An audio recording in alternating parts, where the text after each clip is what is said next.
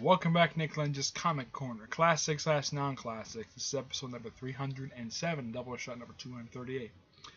Now, one thing these next two trades have in common is that they have the same writer, Al Ewing. But first is one of the stuff he worked on. First up, Avengers, Ultron Forever, collecting the Ultron Forever one-shots for Avengers, New Avengers, and Candy Avengers, all written by Al Ewing. And the artwork is done by Alan Davis. Here's a good sample of the artwork right here. Yeah. Now, the lineup for this particular team is really, really cool. It's Thor from the late 80s from Walt Simonson's run.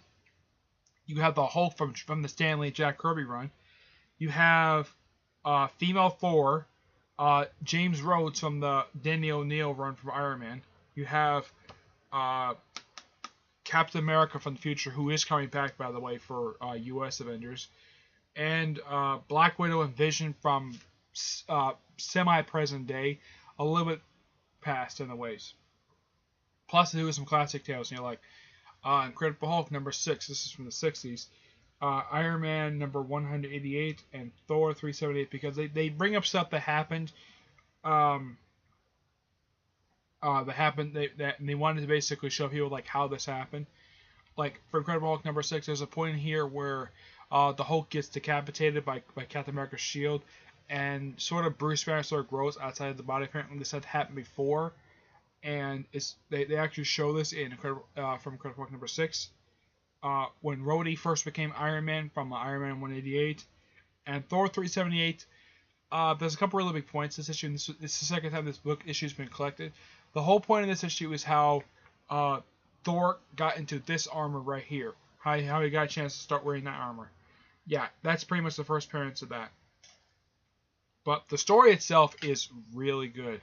Now, apparently, they're all gathered from different points in time, and they're gathered by Doctor Doom, of all people, to take down Ultron. Now, pretty much, you gotta say that the whole point of this is pretty much for, let's see, I think it was just last year this came out, right? Checking this. It came out... Yeah, the issues came out last year. I think, along with Age of Ultron, these were supposed to basically sort of like a hype up for Age of Ultron that came out last year. But the trade came out probably semi-recently. But the story in here is great, and the classic stories in here are really, really good. The Thor issue is basically written and drawn by Walt Simonson. Awesome guy. Iron Man, the writer is Denny O'Neil, but the artist of that issue is, let's see, the artist for the Iron Man issue is, let's see, the artist is Don Perlin, I think his name is. Now, I'm sure that my friend Edgar is going to get to this issue pretty soon, but yeah. Here's some sample artwork from that particular one. Here's some classic Kirby artwork. And let's see here. As for the Samus one, it looks like this one was restored in a way. That's why I think this is from the 80s. But for some reason, the artwork looks semi-different than how it was back then.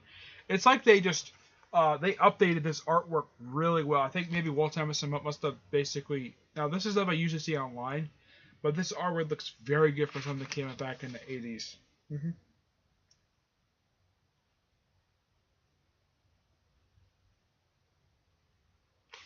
Yeah, so you have one came out in the 80s, one came out in the 60s, and one came out, let's say, probably in the 80s as well.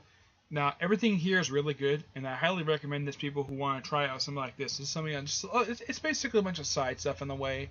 It doesn't affect anything that goes on in the regular Avengers books that came out at this point in time. So, I give this book a 9 out of 10. They probably released these as probably because, well, Secret Wars was going on, and they need something to promote Ultron, so they released these 3 one-shots. Great. Okay. Alright. Next up is Captain America and the Mighty Avengers Volume 2, Last Days. Why am I not reviewing Volume 1? Library didn't have it. Now, this book contains the last 2 issues of the Captain America Mighty Avengers series, issues 8 and 9. Captain America Mighty Defenders 1 and 2, that's from Secret Wars. and Avengers symbol 15 AU. Our regrets all these issues in here. Luke Ross does the Avengers, Captain America My Avengers issues. Alan Davis does the Captain Britain My Defenders issues. He draws those, and Butch Groose does the Avengers Assemble 15 AU. Now, I want to talk about first the Captain America My Avengers issues. Now, before I get to that, I should talk about the Mighty Avengers. They were brought back a few years ago as an ongoing series. Now, this is the fifth and last trade that collects stuff from this era. Because late in 2014, this book was relaunched from simply Mighty Avengers to Captain America and the Mighty Avengers. Now, that particular era, the 14-issue era, that's collected in 3 trades. This is the second of 2 for Captain America and the Mighty Avengers. The first volume collects the first 7 issues. Now, my guess is there probably was plans to probably do more issues, but Secret Wars got in the way and cut that off automatically. Now, the lineup at this point in time for this particular group, it is Sam Wilson, who was Captain America at this point, She-Hulk, Blue Marvel, Photon, Monica Ray Photon, the second Power Man, White Tiger, and Luke Cage, Spider-Man, and Cthulhu, I think his name is. Yeah, he's just some Doctor Strange knockout. They probably want a Sorcerer on the team. Now, the first part of this 2 issues, this takes place a lot during New Avengers 28. Pretty much, it's the explanation of like how Steve Rogers convinced the Mighty Avengers to be on their side. Issue 9 takes place during Secret Wars #1.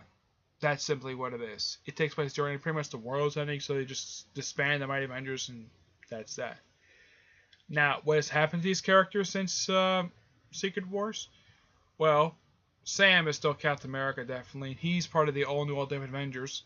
She-Hulk is not on any team, and she's becoming. And right now, she just became a version of a female version of Joe Fixit. Blue Marvel and Photon are on the Ultimates. Spider-Man is just doing whatever in his own book. And let's see, Luke Cage is back with Iron Fist and Power Man Iron Fist title. As for second Power Man and White Tiger, they're in the new Avengers series, which is about to end soon. That's where they are now. Alright? Now, the Captain Britain and the Mighty Avengers series, which is the lineup for this group, consists of, and it's shown here on the back, it consists of She-Hulk. I'm trying to think. They actually list off her name in here. Her name is, let's see. Her name is seen in here. Her name is Dr. Fiza Hussein. Now, in the 616 universe, she's known as Excalibur, but here she's known as Captain Britain because she basically inherited the mantle from Brian Braddock. Now, this group of Mighty Avengers consists of Ho Jensen, who in the regular universe died, which they kind of switched a bit where Jensen survived and Tony Stark died. He's from a world that happened. She-Hulk apparently is a Thor, and she loses it quickly. Hobby Brown is Spider-Man. That's why I like to call him Spider-Hero. He first was called Spider-Man, but apparently it looks like from his world. Apparently, Moreland killed Spider-Man.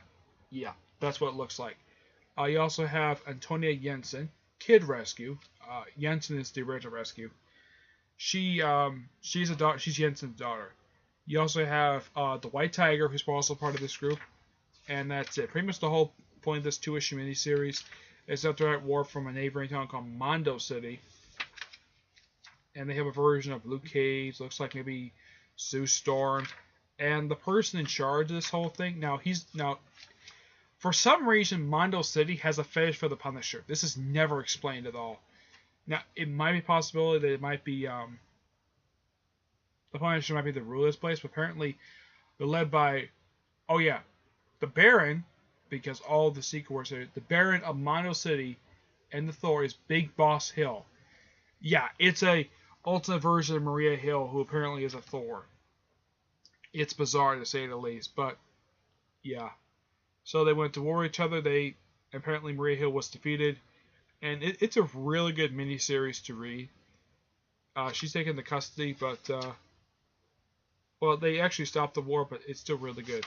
The AU issue is something that ties into Age of Ultron, where in an alternate timeline where Ultron attacks the UK and Captain Marvel is there with Captain Britain.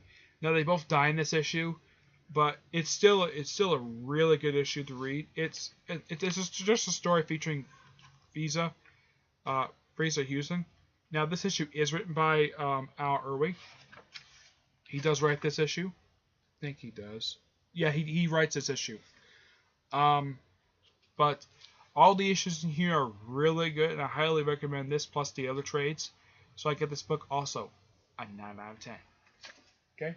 So that's it for this episode. Stay tuned for the next episode, which will be episode 308 and Doubleshot number 239. Okay? So until then, I will see you there. Bye.